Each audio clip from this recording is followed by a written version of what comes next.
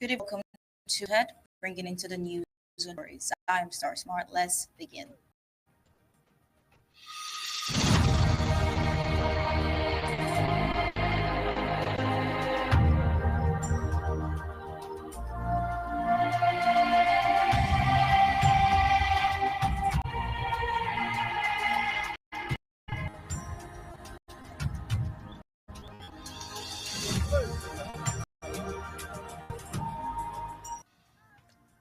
The situation in Ambazonia is highly volatile and dangerous. Contradicting claims turn to normalcy. Well, this incident happening in Benda and around Ambazonia signifies a pattern of ongoing violence, including recent reports of civilians by the French Cameroun military forces. Despite La République continues to project a false narrative of normalcy, attempting to avoid international scrutiny and consequences for human rights violations. The reality on the ground is one of continued conflict and suffering, underscoring the need for urgent international attention and mitigation to the ongoing war in Ambazonia.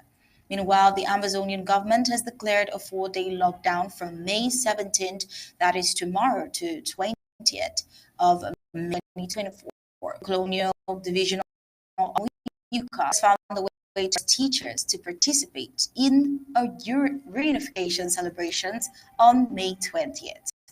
This demand is rather vexing for Ambazonians given that La République, Cameroon's history of rejection of the unification with the British Southern Cameroons in 1961 is right in the and instead of celebrating May 20th, Ambazonians have decided to use the day to mourn the nearly 60,000 lives massacred by the regime and honor identity has been suppressed for 63 long years.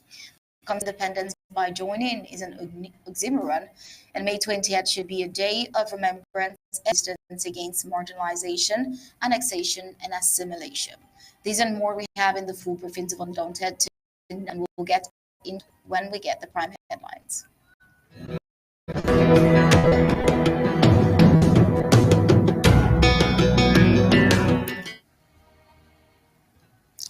Here are the prime headlines for tonight. A young lady disciplined by the ASA for betraying the A in Boye County. Colonial deals manipulating teachers disobey the lockdown orders. Silence and shame. La République de Cameroon colonial police fails to respond to accusations of promoting illegal drug trafficking in Bam. Still in Bamenda, uncertainty grips Ambazonians with increasing crossfire. There is war in Ambazonia. While on the African scene, Tunisia has seen a surge in arrests to government critics, including journalists and lawyers, sparking concern from international allies. Biden and Trump agreed to June debate as RFA vies to qualify. Let's get the news in full briefings.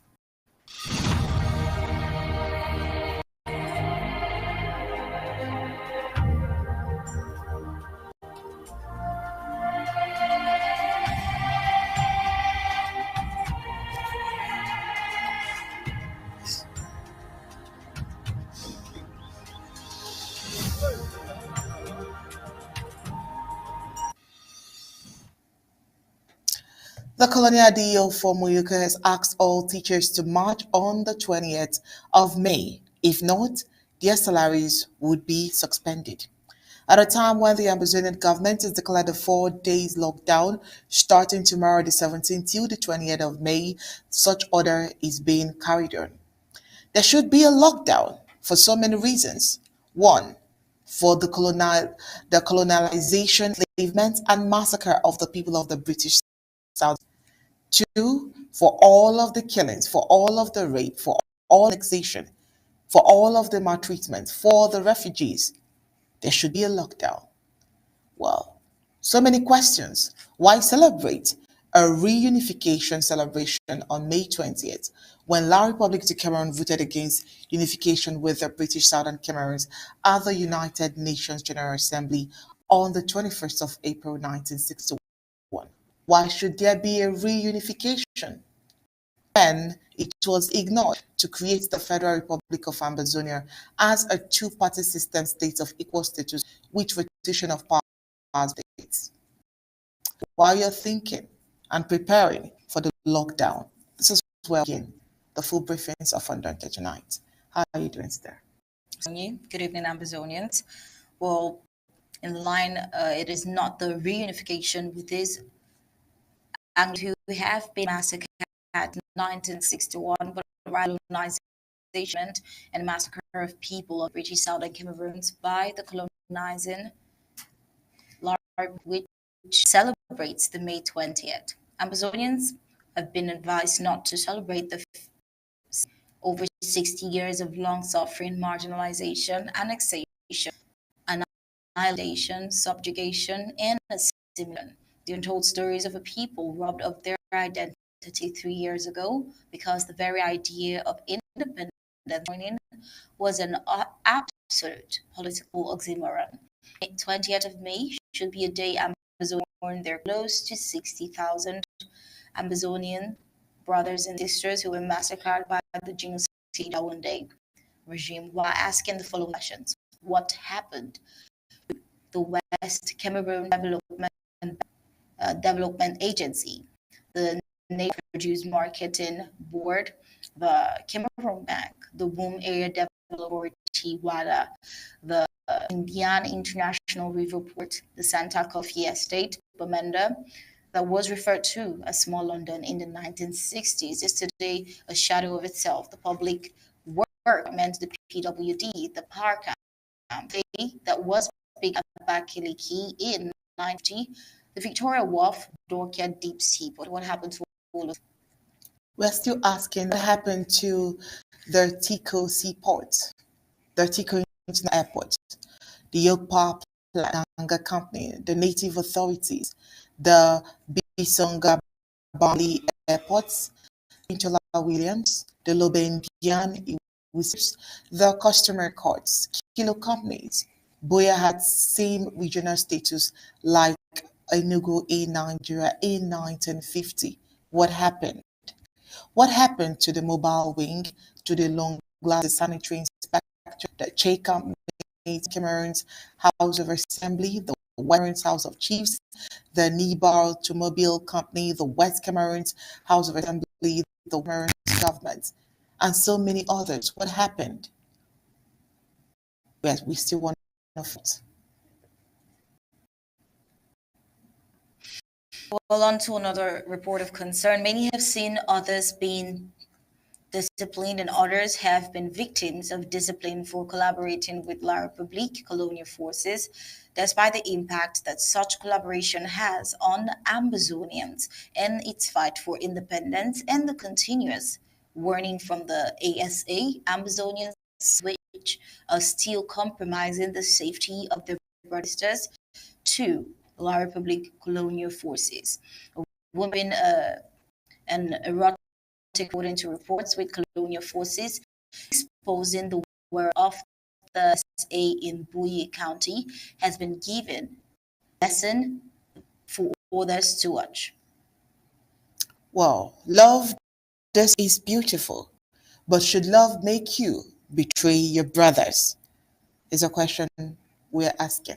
All the Ambazonia State Army has set an example in Buyi County, and that stands as a warning to those Ambazonians that for one selfish reason or the other are still rubbing shoulders with the colonial forces. The lady, undaunted, couldn't get the name, was seen in a video sitting at the market square in Buyi with the Ambazonian State Army explaining to the onlookers the offense of the lady. After telling the population that the lady is using the Ambazonian State Army to strengthen her love relationship with the colonial forces, she is guilty of betraying the fight for independence by exposing the whereabouts of Ambazonian State Army. The Ambazonian State Army in the video made it clear that a mild disciplinary measure was applied. They called on others still collaborating with their colonial forces in different areas to desist or face greater sanctions. Well, Ambazonia is at war with no signs of normalcy shortly. The tension is as a result of the deafening gunshots from crossfires. Loyalists to the colonial regime are used to media propaganda that things are fast coming back to normalcy in Amazonia. But a nation made for 2024 paints a true picture of Amazonia. Tuesday was a one with dozens in Benda crawling, scampering for escape from flying bullets from different directions from there. And this was happening less than a week just before the lockdown date that starts on the 17th of May tomorrow. Just last night, we got reports from Kemita Shoes Wool that La Republique has shot five innocent Amazonians in close range.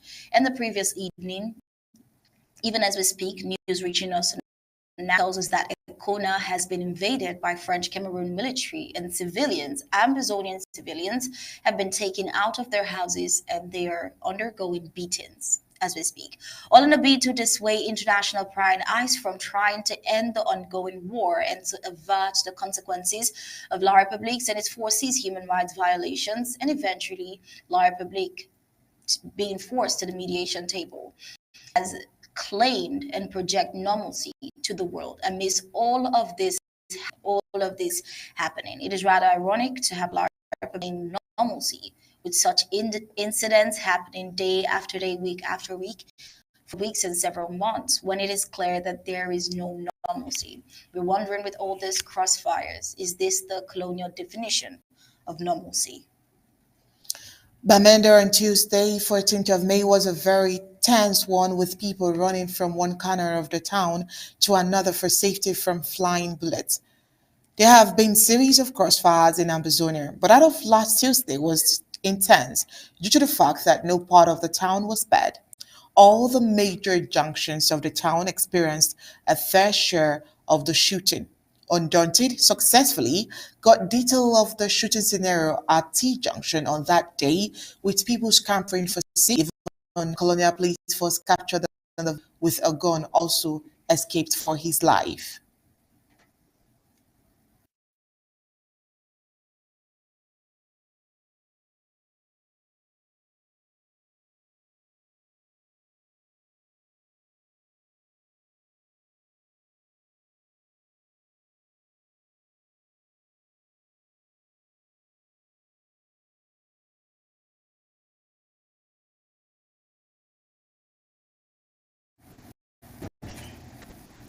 Well, this particular scenario captured from the different happenings on that day debunks the false claims that things are calming down or returning to normalcy.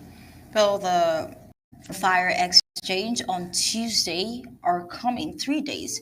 Was coming 3 days before the start of the lockdown on the 17th of May tomorrow, which goes through till the 28th. This stands Amazonian from the colonial 20th May celebrations. The ongoing war is having devastating consequences on the population. As for what happened on Tuesday in Benda, to make matters people who escaped for their lives, leaving their shops, came back only to see their shops.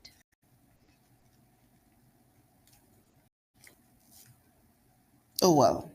Tonight on Undaunted, before we move forward to other reports, we have Barrister Team based here in the House. And then we've looked at three critical issues that are begging analysis and begging for his thoughts. Barrister Mbesier, nice to have you here tonight.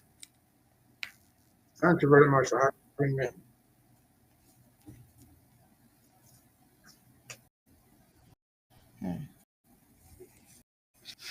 Thank you very Barrister much for having me. Mbesier, Yes, I said thank you for having me.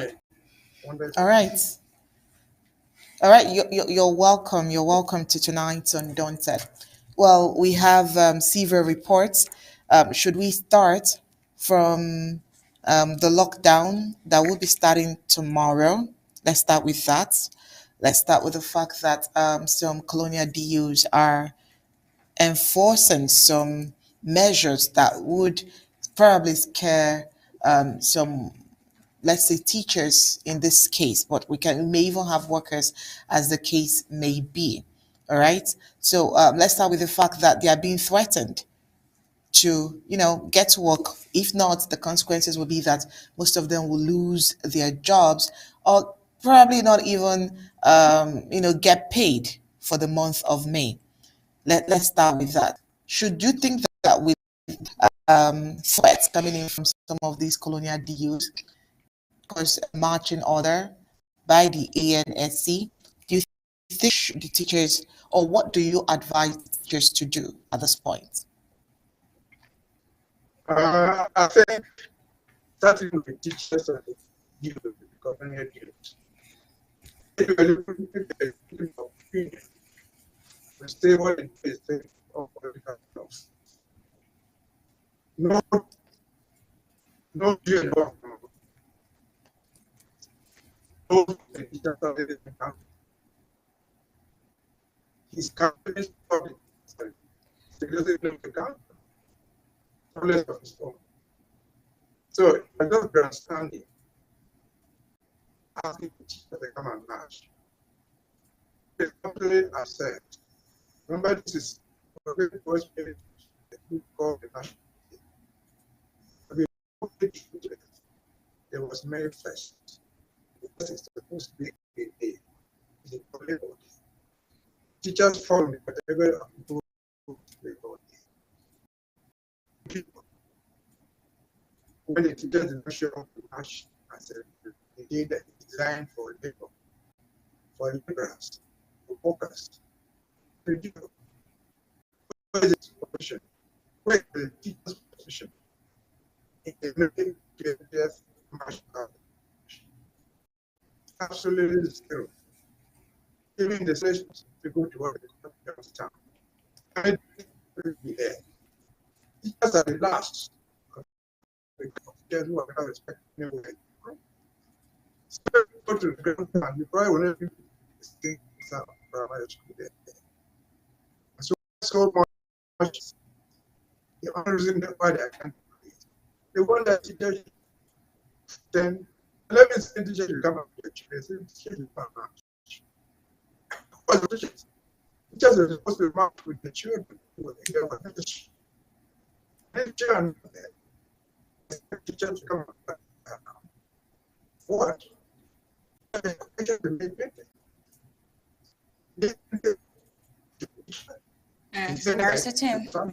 Versa you seem to be having a little bit of network issues, so we can clearly hear you, even though we understand you're talking about the teachers and how, they were part of the people who started the protest before it turned into a full-fledged war and all. But we're struggling to really pick the words from you because your image is frozen and your voice as well is breaking due to network, I believe. Let me Or I think you just have that face while we get to the last report and get back to you. Hopefully the network glitch will be rectified before then. All right, thank you, Barrister team. All right, time to say is a revealer. The evil scheme of La Republic to Cameroon colonial police officers of promoting the sale and consumption of hard drugs in the city of Benda has been made public. This revelation was made by one of the trustees, as was reported by Undaunted 2 weeks ago. After the shameful exposure of the colonial thugs 2 weeks back, they are able to make a sense of this. Isn't their silence deafening? Well, the silence of the colonial police in response to accusations of their involvement in promoting illegal drug trafficking very questionable.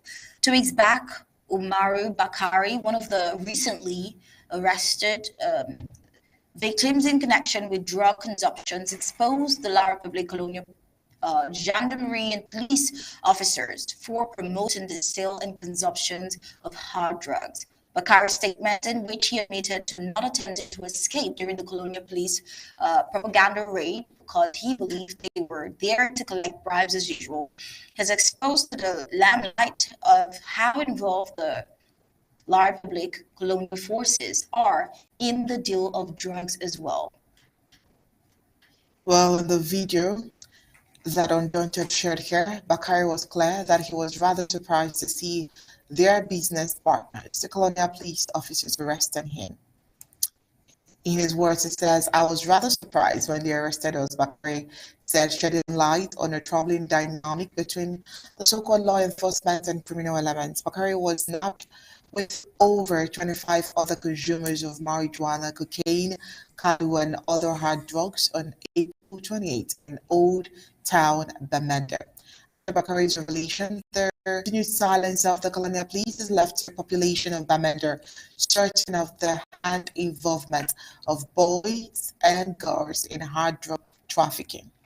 Well, the silence of La Republique colonial police in response to these very strong allegations and accusations for over 2 weeks now, their involvement in promoting illegal drug and drug trafficking is quite telling and raises serious questions about their complicity in other vices amongst Ambazonian youths that are yet to be uncovered. The truth of Amaro Bakari and others highlights a clear coalition between colonial forces and criminal elements in Ambazonia. The people of Bamenda demand accountability and action to address the scourge of drug trafficking. Well, at this point, we're hoping that Barrister Tim Mbasia is better connected with the net and can get.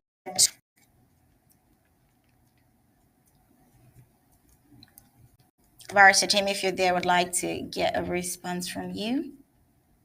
Are you Good getting evening me? again. Yes, we can hear you. Okay. I was saying, I was analyzing the position of teachers. And I was saying that what the administrator, the DO, was talking about is all political bluff. Because no DO in the whole of Cameroon knows where the teachers' salaries come from. And so they cannot even stop their salary. They have also that when it comes to Cameroon, everything is impossible. Nothing is impossible. This is May. Remember that there was May 1st, which you call Labor Day. That teachers were supposed to come and celebrate, like all other workers. They didn't show up. The due did not even show up. The due did not care. So what's the importance of a teacher coming to march? And I asked, what is the role of the teacher in the community? What is it? A teacher is not different from the farmer, from the electrician, from anybody else. So why the emphasis on teachers and threats for them to come and march? Teachers, if they needed to march, they were marching with their children. So why the emphasis on teachers alone? It's simply because this duo has found that there is a weak link. These are the people he can threaten. These are the ones that can be frightened. And again, I said, in all towns in Cameroon, where the big people will sit, in each of those ground towns, how many teachers are you going to find there? You're going to find a teacher there. And so the colonial views have just found a weak link of the people they can threaten without anything to do. So does it. The teachers have nothing to fear because the youth have the capacity to stop the salaries. You might know their names. It doesn't even know that they're a member of the Ministry of Finance. Cameroon centralize the system. So if colonial Jew in Moyoka will write your name as of finance in their own, and they'll stop your salary, it's a joke. So no teacher should take that serious. That's as far as the teacher is concerned. What was your second point again? Well, the second report, a young lady who obviously didn't know what to do, or probably she was in love, as the report said, selling the ASA to the colonial forces, telling them detail of probably what she knows. And of course, the ASA disciplined her in public, just like we are seeing in the video right now. So she was more or less a black leg. I don't even know where we should call her a black leg. Because Okay. blacklegging is different from what she was doing. A black Okay. leg is one of us who jumps camp, you go and do something.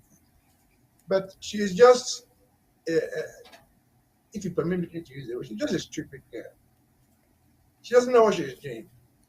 If she wants to make love with people, I'm sure in Bouncer, where she's there, she's supposed to have been. There are many other young men there. And so she wants to get 1,000 francs for something stupid and a bottle of beer. She doesn't know. The bees and the military know that.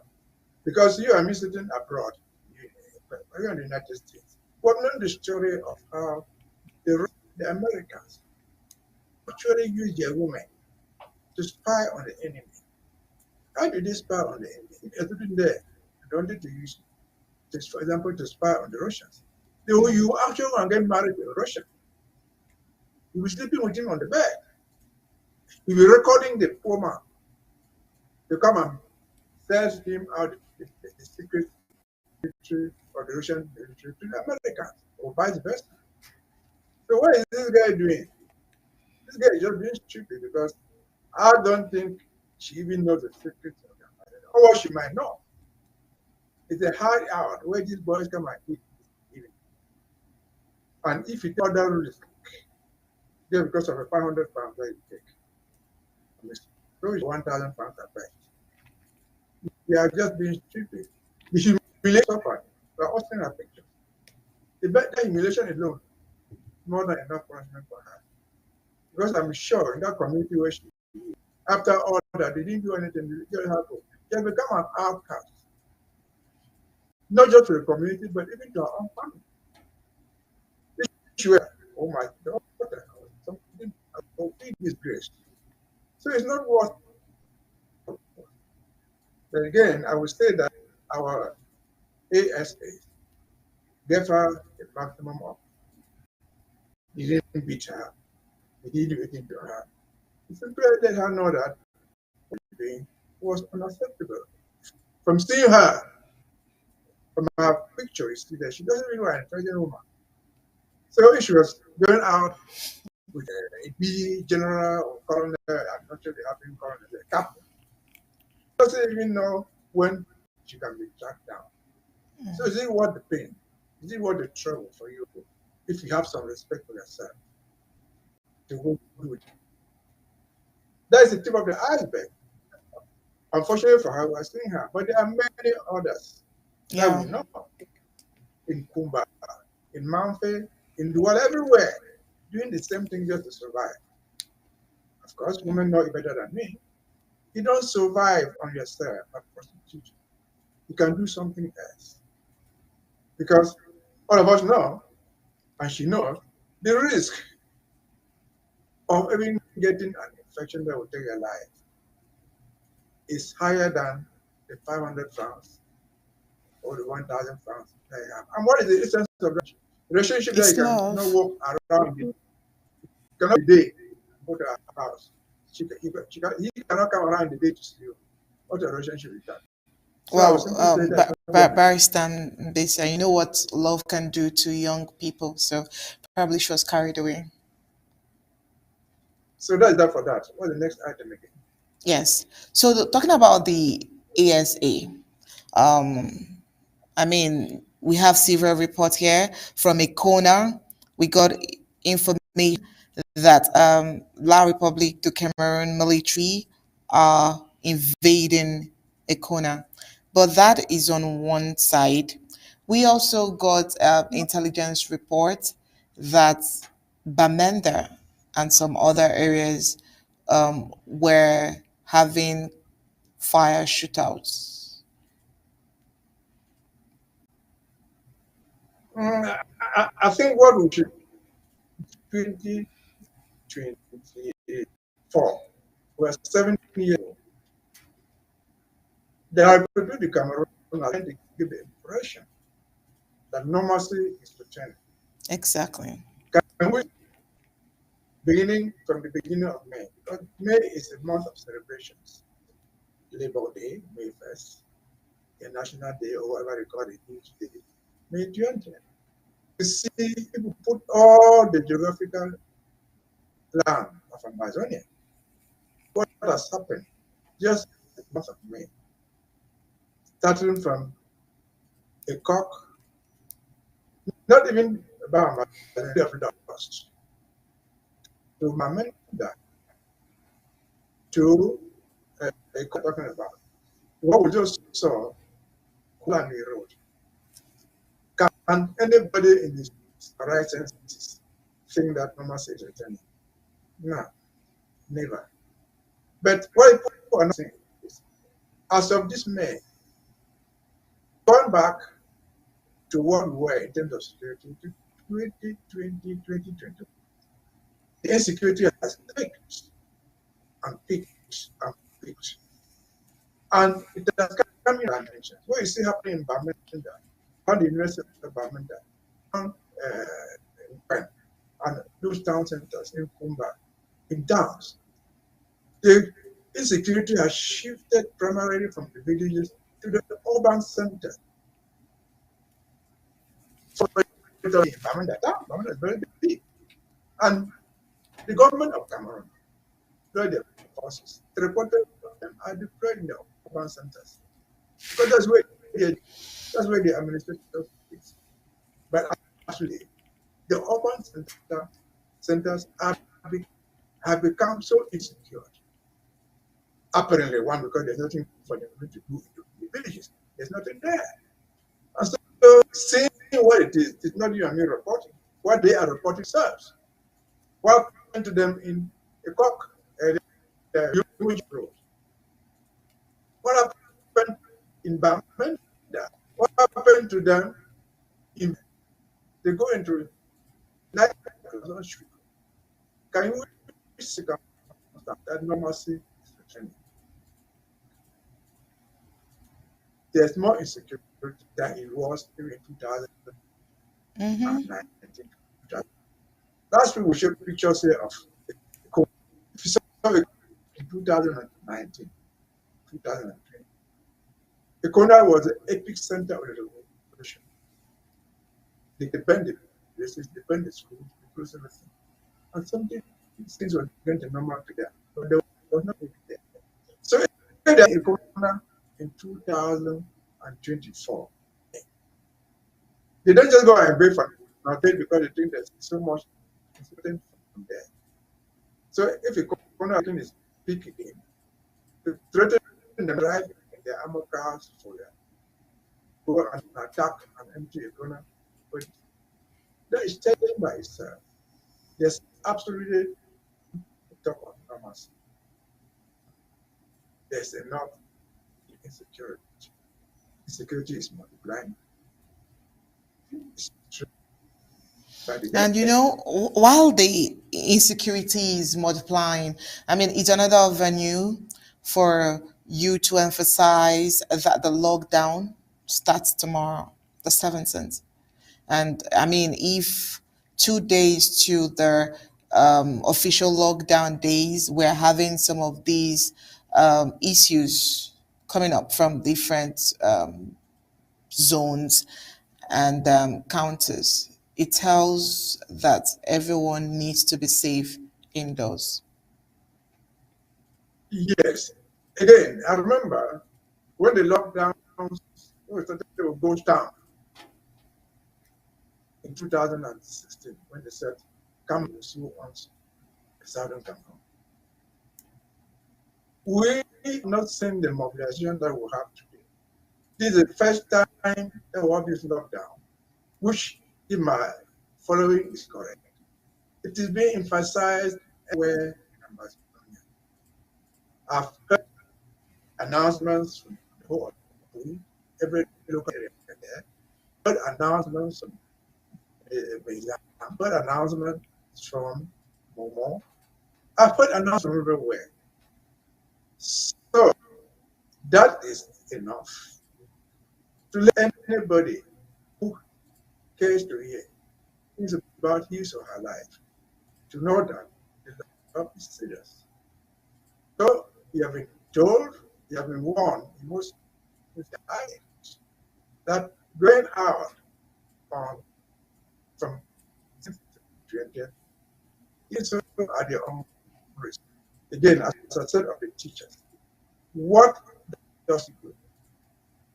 Thought on crossfire just because you want to shoot the fight. You go do that thing wherever you are. Like drinking, you will not even be there. When they're eating, you will not even be there. So you are alive, and we need to emphasize that May 20th should be a day mourning for reasons which you have already. We are mourning the lost people, our children, our wives, our parents. Why have they? Why did they have to die? Thousands of them. It goes back to me. Because why did the war start? Why did the war just start? The war started. The teachers, the consultants said they just revisit the constitution. What did they mean? This creation, this nonsense of May 20 that abolished our was the thing that should be revisited and stopped. They started the war, and in that process, they killed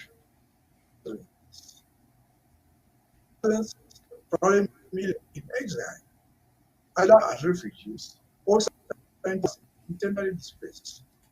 By thinking Ambazonia, anyone should be mourning in one way. They propose it to see the event. You can borrow and wear something a black to show this sign of there's nothing to celebrate in the 20th. So down is coming in, it's heading, it is going to come again. And so it is a prelude. If the matter is so dark, and we know that it's so dark, I will take this to defy it and risk it. It is not what it is true. Stay where you are, try to be as safe as you are. And the safest place for you is your own house, your bedroom right there, or the tree, or the shed under the bush, rather than coming out to march and celebrate the day of mourning. Celebrate the finally capture and make permanent lives. And so lockdown has been announced. I've heard it emphasized everywhere. Fair right thinking Ambazonia should respect it.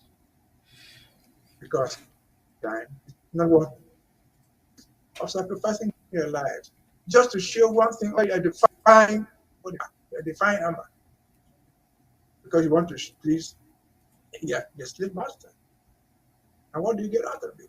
Absolutely nothing, or death or some body injury.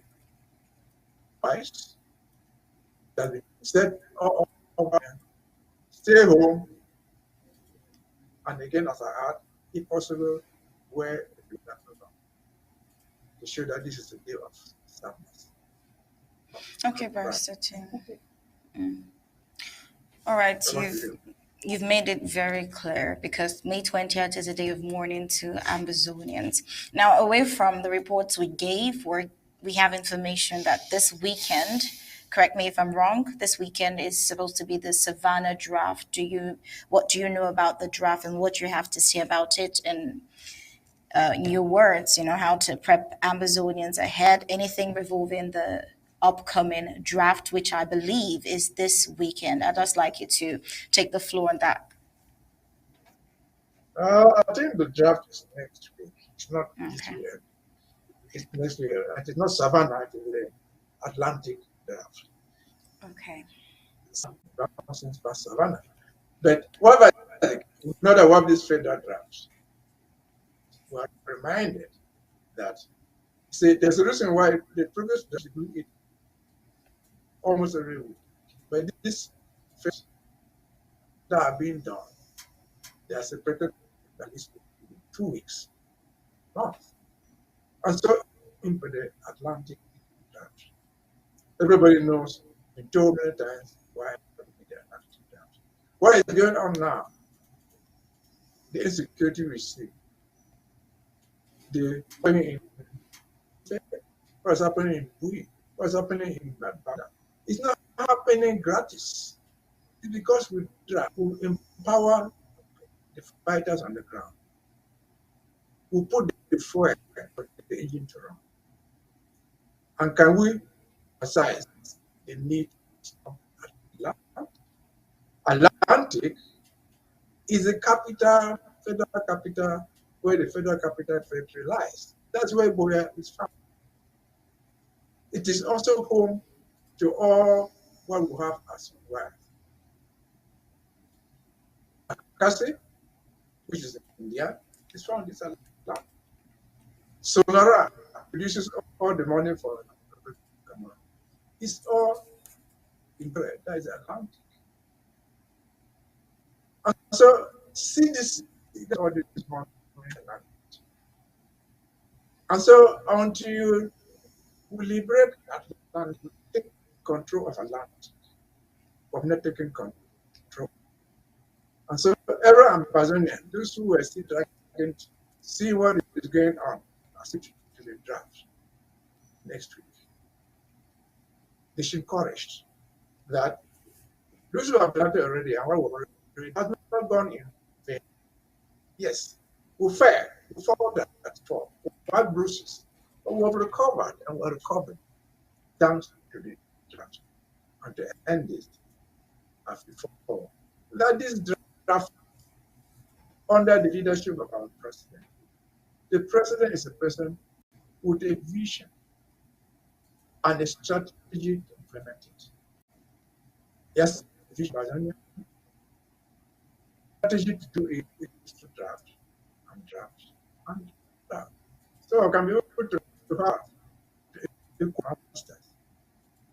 So we encourage everybody that drafted to draft. Who has not finished drafting to finish it. Who has not yet come on board, they come on board. For the fight is our collective fight.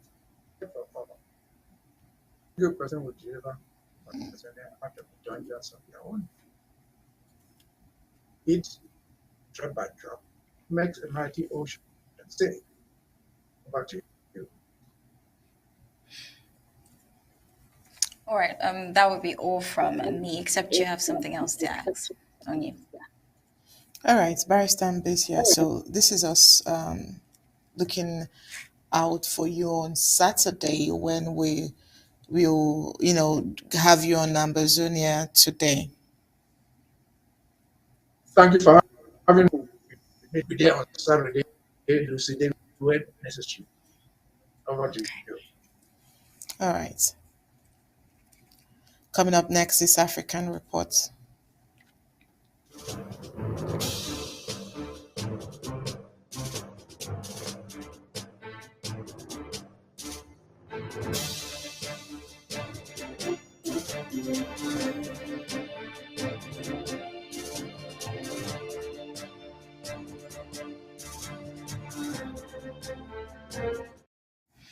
All right, now on the African scene, Benin's energy minister announced that Benin has granted temporary and provisional authorization for the first ship to load Nigerian oil at the Seme platform.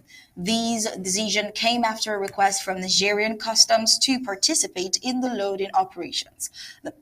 The minister emphasized that regular pipeline operations require a proper state-to-state relationship framework and mentioned the importance of reopening the Nigerian border. The first ship is expected to load within 36 hours. The Chinese called for a meeting of the Benin-Niger Interstate Committee to resolve issues. This meeting's date is yet to be set, but Benin has agreed to participate. The Chinese delegations will visit Niamey to seek support from Nigerian authorities.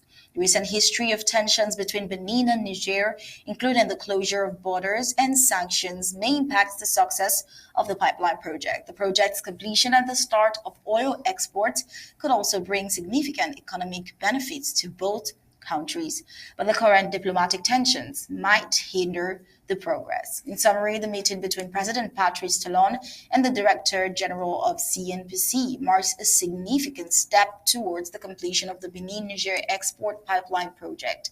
However, the success of the project depends on the resolution of outstanding issues between Niger and Benin, including the reopening of borders and the establishment of a proper state-to-state relationship framework. The project's completion could also bring significant economic benefit to both countries, but the current diplomatic tensions might hinder the progress. Meanwhile, Tunisia has seen a surge in arrests targeting government critics, including journalists and lawyers, sparking concern from international allies. President Kais Said's administration has launched a crackdown on perceived opponents, detaining activists, journalists, and lawyers, with some facing charges of spreading fake news and undermining state security. Amongst those detained are radio journalist Boham Bisseys and columnist Moradi Zagidi, who remains under pre-trial detention despite a lack of clear evidence linking them to the charges. The arrests have been condemned by Reporters Without Borders and the European Union, Tunisia top trade partner, which issued a rare rebuke of Tunisian authorities. The U.S. State Department has also expressed concern over the arrests, particularly those of attorneys, stating that such actions are inconsistent with universal rights guaranteed in the Tunisian constitution. Tunisia is a key ally for the U.S. and EU on issues ranging from security to migration in the Mediterranean. The arrests are the latest made under the controversial cybercrime law, Decree 54, which has been used to pursue prominent political opponents since 2022. The General Union of Journalists has condemned the law, stating it is being used to stifle freedom of expression, and warnings that the two detained journalists face fines and up to 5 years in prison if found guilty.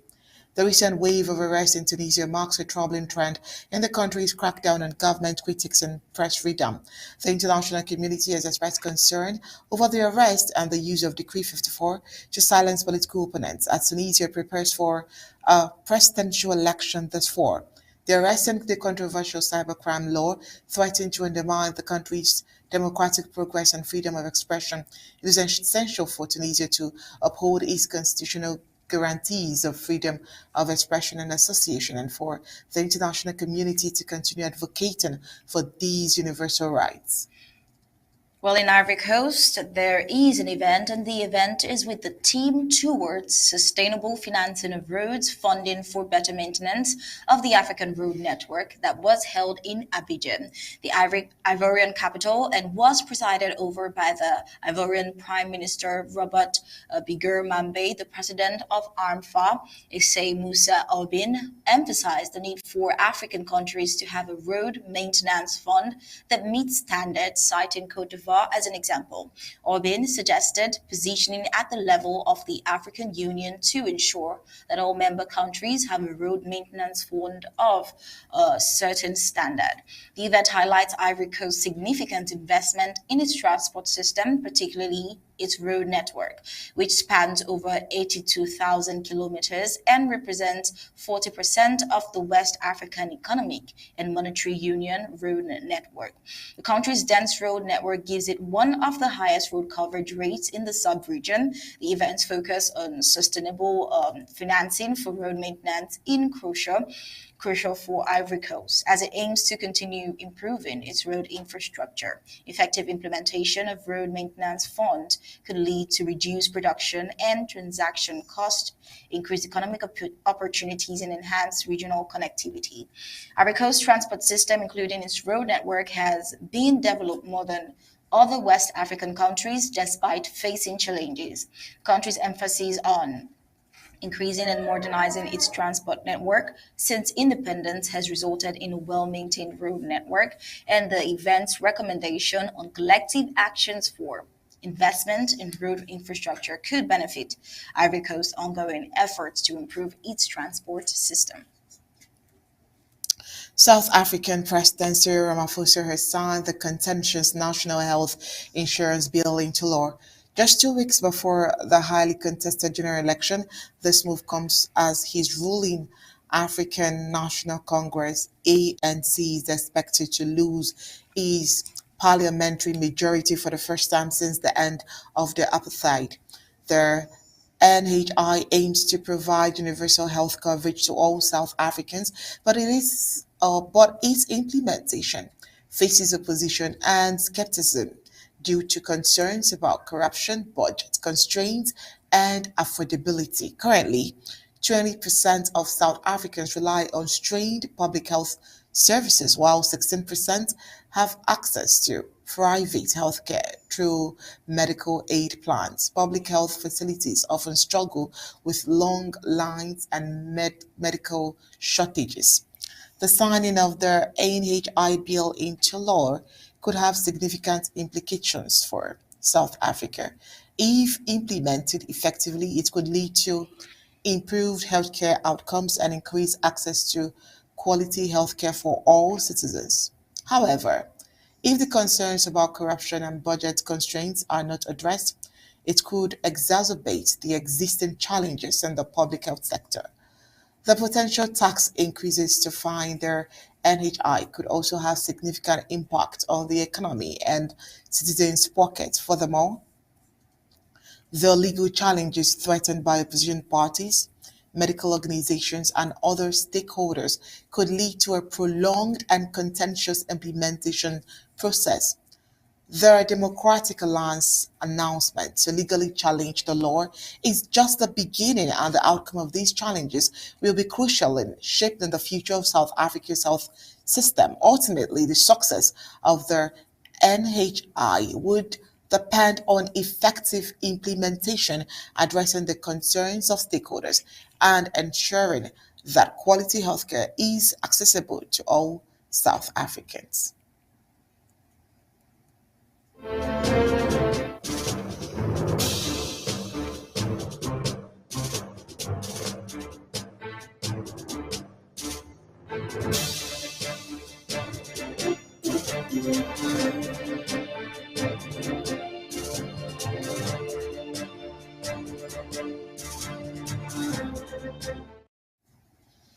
While news across the globe, in fall of dollar getting near, Brazil, Russia, India, China, and South Africa ditched the US dollar. While in a bid to counter the United States dollar supremacy, BRICS member countries India and Nigeria have agreed to trade in their local currencies and not the greenback anymore. While the two countries have officially signed a trade agreement where it is stated that the majority of the payments will be made in local currency. The BRICS, comprising of Brazil, Russia, India, China, and South Africa, in an intergovernmental organization that was made to establish deeper ties between member nations and cooperate on economic expansion such as trade. It was set to counterbalance Western alliances. Well, the Oval Office meeting pivotal to New York's case against Trump. It was a brief exchange held in the Oval Office a few weeks after Donald Trump became the 45th President of the United States. Well, the meeting between the now ex-president and his former lawyer Michael Cohen could prove pivotal in the criminal case against Mr. Trump that is currently playing out in a high-profile New York trial. So thank you very much. Greatly appreciate you being here. The New York Times just came out with a poll, and it shows us leading everywhere by a lot. This is the cover story, and I think you'll find it very interesting, but I'm sure you've all read it. Leading in Wisconsin, Pennsylvania, Arizona, Michigan, Georgia, and Nevada. Nevada, we are leading actually by 12 points, which is generally a Democrat state. I think we're probably leading in New Jersey. We had a rally, over 100,000 people this weekend. A lot of the mainstream media didn't want to say how many people, they didn't want to cover. But in fact, I don't think anybody did. I hear the crowd was not shown by the mainstream media, which is what they tell me, but that's par for the course. A couple of quotes that just came out. Fareed Zakaria, no friend of mine. The Trump trial is politically motivated. I doubt the New York indictment would have been brought against a defendant whose name was not Donald Trump. Oh, well, according to Ex-POTUS, Mr. Cohen, he said, I was sitting with President Trump, ex-POTUS, and he asked me if I was okay. He asked me if I needed money. That's in Cohen's word, testifying at the trial on Tuesday. He said he told the then president he was okay, to which Mr. Trump responded, all right, just make sure you deal with Alan Wieselberg. Mr. Wieselberg was the Trump organization's chief financial officer at the time. Then Cohen testified Mr. Trump told him to. The check would be coming soon. Meanwhile, Biden and Donald Trump have agreed to hold two presidential TV debates in June and September, setting the stage for primetime political duels that could shake up the White House race. Well, CNN will host the first forum on the 27th of June in the key swing state of Georgia. Well, ABC will host the second one on the 10th of September. The announcement came after President Biden, a Democrat, laid out his terms for debating his Republican predecessor ahead of November's election.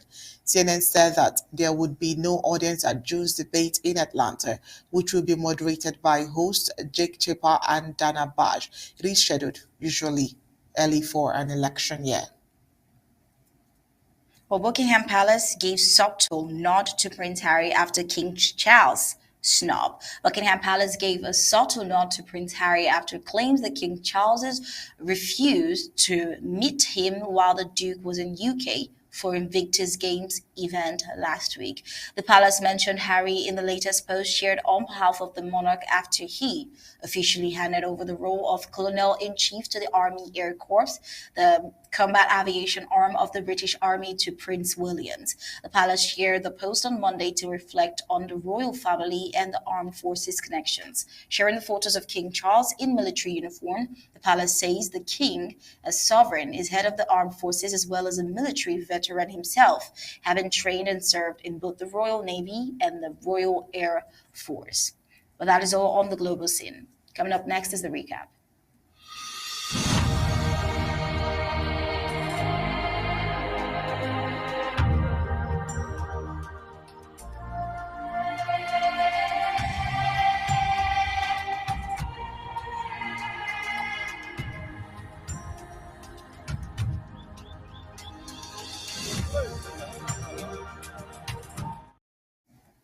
And before we go, let's give you the highlights of our major reports. On Undaunted tonight, we brought to you a lady who was punished for her relationship as well as betraying the ASA in Buyi with colonial forces.